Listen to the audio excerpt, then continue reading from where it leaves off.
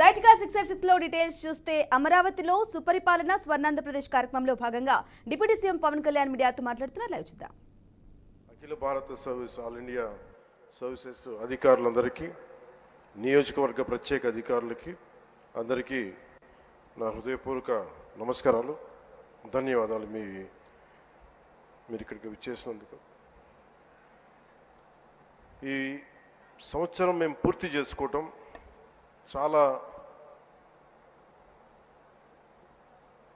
కష్టాల మధ్య వచ్చాం. మేము చాలా ఒత్తిడి మధ్య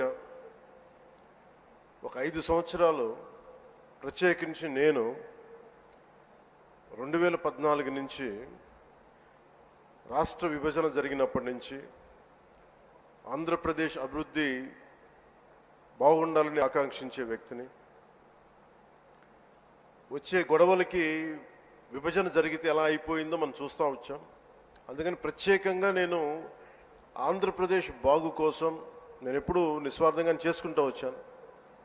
2014 నుంచి 2019, 2019 నుంచి 2024కి ప్రభుత్వం మారిన వెంటనే ఒక కన్స్ట్రక్టివ్ అప్రోచ్ నుంచి ఒక డిస్ట్రక్టివ్ అడ్మినిస్ట్రేషన్, డిస్ట్రక్టివ్ గవర్నెన్స్ మొదలైంది. ఇది ప్రజాస్వామ్య హితాన్ని కోరుకునే ప్రతి ఒక్కరికి కూడా చాలా ఆందోళన కలిగించింది. ఈరోజు మేము గౌరవ ముఖ్యమంత్రి గారి నాయకత్వంలో సాధించినవన్నీ చెప్పబోయే ముందు అసలు ఈ పరిస్థితికి ఎలా వచ్చాం, మీకు కూడా ముఖ్యంగా అధికారులు ఉన్నారు, గౌరవ శాసనసభ్యులు ఉన్నారు, ఒకసారి మనం గుర్తుకు తెచ్చుకోవడం చాలా చాలా అవసరం. ఎందుకంటే మనం చాలా త్వరగా మర్చిపోతాం. మన మీద కూడా చాలా బాధ్యత ఉంది. అవన్నిటినీ ఒకసారి గుర్తు తెచ్చుకొని మళ్ళీ మనం వచ్చే సంవత్సరానికి ఇంకెంత బాగా చేయగలం అన్న దానికోసం మీకు తెలియజేస్తున్నాను. మమ్మల్ని అందరినీ ఎంత ఇబ్బంది పెట్టారంటే, ఒక సగటు మనిషి దగ్గర నుంచి దేశం మొత్తం ఆయన ఆలోచనల్ని ఆదర్శంగా తీసుకొని పాలసీ మేకింగ్ అయ్యే ఒక దశాబ్దాల అనుభవం ఉన్న, సుదీర్ఘమైన అనుభవం ఉన్న ఒక ముఖ్యమంత్రి గారి, ఒక తెలుగుదేశం పార్టీ నాయకుడు శ్రీ నారా చంద్రబాబు నాయుడు గారి స్థాయి దాకా గత ప్రభుత్వ పాలకులు ఎంత ఇబ్బంది పెట్టారంటే ఇంకంతా ఇంత కాదు. ఎంత వికృతంగా తయారయ్యారంటే ఏదైనా మాట్లాడాలంటే భయం. అధికార వ్యవస్థ ఒక భయం గుప్పిట్లో చిక్కుకుపోయారు. నేను అడిగేవాడిని చాలామంది అధికారులు, ఎందుకు మీరేం మాట్లాడలేదని. నాకు అర్థమైంది ఏంటంటే, మేము వచ్చిన తర్వాత నిజంగా రాజకీయ వ్యవస్థ కానీ బాధ్యతతో లేకపోతే అధికార యంత్రాంగం కూడా ఏమీ చేయలేదు, నిస్సహాయంగా చూస్తూ ఉండడం తప్ప అనేది మేము ప్రత్యక్షంగా చూసాం, అనుభవంలోకి వచ్చింది. ఇక నన్నైతే ఏ స్థాయిగా గౌరవ ముఖ్యమంత్రి గారిని ఏ స్థాయి ఇబ్బందుల్లో పెట్టారో మీరు అందరూ తెలుసు, మీ అందరికీ. కానీ నన్నైతే నాకు అనిపించేది, వైజాగ్లో, విశాఖపట్నంలో 24లో 23 ఆఖరిలో ఎలాంటి ఇబ్బందులు పెట్టా, మీరు రోడ్ల మీదకి రావడానికి కూడా ఇబ్బంది పడేవాళ్ళు. వస్తే అరెస్టులు. ఈ స్థాయి, వీటి మధ్యలో అసలు భవిష్యత్తు కనిపిస్తుందా అని అనిపించింది నాకు. అసలు ఆంధ్రప్రదేశ్కి వెలుగు అనేది వస్తుందా? ఇలా భయం గుప్పిట్లోనే బతకాల? వాళ్ళ ఇష్టానికి చట్టాలు, ఇష్టాలకి బెదిరింపులు, నోటికి ఏది వస్తుంది మాట్లాడటాలు, ఇవన్నీ చూసిన తర్వాత ముఖ్యంగా ఇక్కడ చాలామంది ఉన్నతాధికారులు అందరూ ఉన్నారు, నియోజకవర్గ అధికారులు ఉన్నారు, శాసనసభ్యులు మీరందరూ ఉన్నారు. కాబట్టి అది జరగకుండా కనుక, కూటమి ప్రభుత్వం రాకుండా కనుక ఉండుంటే ఎలా ఉండేది ఆంధ్రప్రదేశ్ని ఒకసారి మన అందరం కూడా ఒకసారి ఆలోచించాలి, వన్స్నే. ఎందుకంటే మేమందరం కూడా గౌరవ ముఖ్యమంత్రి గారి దగ్గర నుంచి, లోకేష్ గారి దగ్గర నుంచి ఎవ్వరం కూడా ఏదో ఒక నెపం, గొడవ పెట్టి ఏదో ఒకలా ఇబ్బందులు పాలు చేసి, ఇబ్బందులు పెట్టడానికి, జైల్లో పెట్టడానికి, అలాంటి స్థాయిలోకి వచ్చేసారు. ఏదన్నా మాట్లాడదామంటే రౌడీ మూకలు, నిస్సహాయతతో కూడిన అధికారులు, లేదా వంతపాడే అధికార యంత్రాంగం, వీటన్నిటి మధ్యలో విలవిల్లాడిపోయింది రాష్ట్రం. ఏదైనా మాలాంటి వాళ్ళు వచ్చి మాట్లాడి చెప్దామంటే మమ్మల్ని అలాగే ఇబ్బంది పెట్టాలి, మా కుటుంబ సభ్యులతో సహా.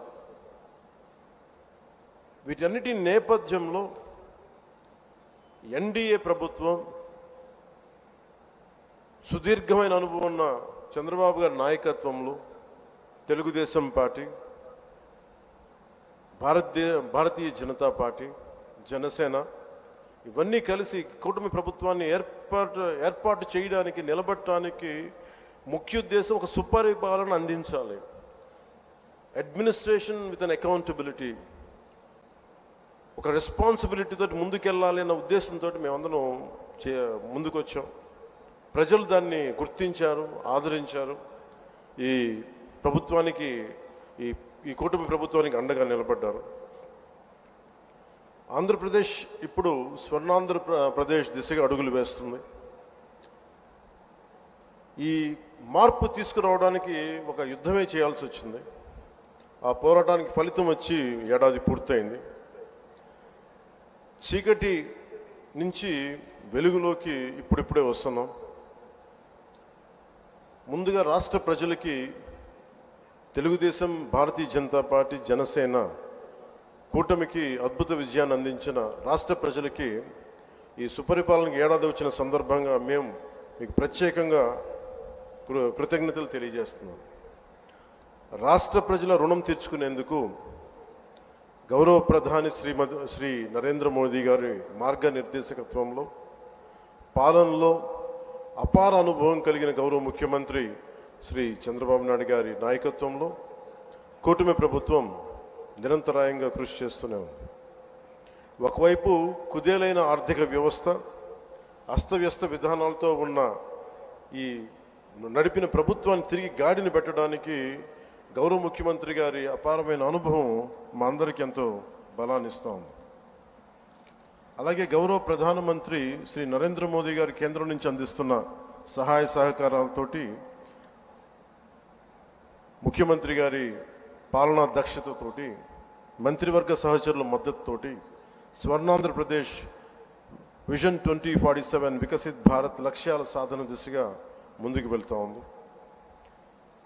ఈ మధ్యనే మనం 11వ అంతర్జాతీయ యోగా దినోత్సవం సందర్భంగా గౌరవ ముఖ్యమంత్రి శ్రీ నారా చంద్రబాబు నాయుడు గారి నేతృత్వంలో ఎన్డీఏ కూటమి ప్రభుత్వం విశాఖపట్నంలోని బీచ్ రోడ్లో 3 లక్షల పైచిలుకుతో మందితో నిర్వహించిన యోగాంధ్ర కార్యక్రమం ప్రపంచ రికార్డు సృష్టించింది. అలాగే రాష్ట్ర ప్రభుత్వ పథకాల్లో నేను చాలా సందర్భాలు అడిగేవాడిని ముఖ్యమంత్రి గారిని. ఎలక్షన్ సమయంలో మనం ఈ సూపర్ 6 ఇలాంటివన్నీ ఎలా చేయగలం ఏంటని మాట్లాడితే ఆయన ఎప్పుడు కూడా అనేది ఏంటంటే,